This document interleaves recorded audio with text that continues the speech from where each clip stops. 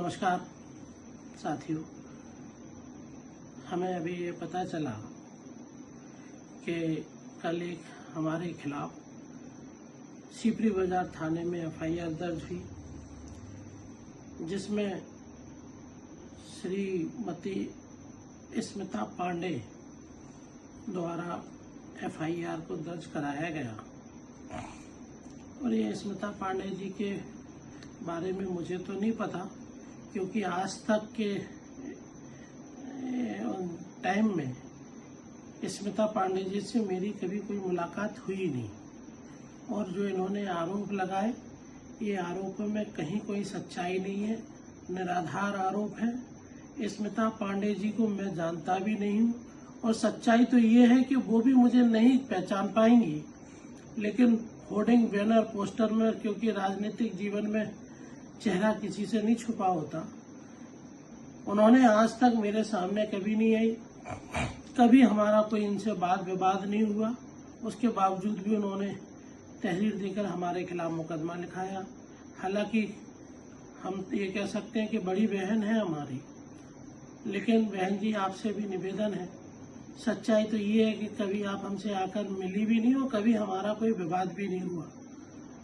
और अगर इसमें कहीं लगे आपको कि हम गलत बोल रहे हैं, तो चलिए हम मंदिर पर चल के, आप भी चलो, हम भी चलते हैं, कसम खाते हैं कि हम कभी आपसे मिले हो, कभी आपसे बात हुई हो, कभी आपसे झगड़ा हुआ हो।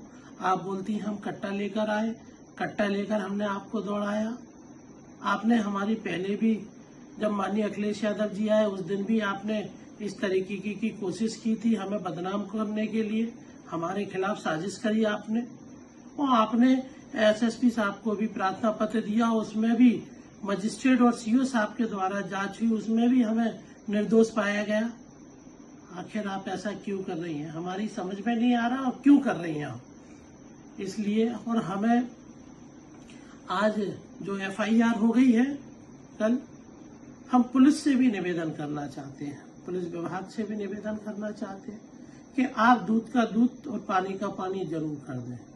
मैं आपसे कहना चाहता हूँ, मेरी इन बहन जी से आज तक कभी मुलाकात हुई नहीं, इसलिए हमें उम्मीद और भरोसा है कि पुलिस के अधिकारी भी निष्पक्ष जांच करेंगे।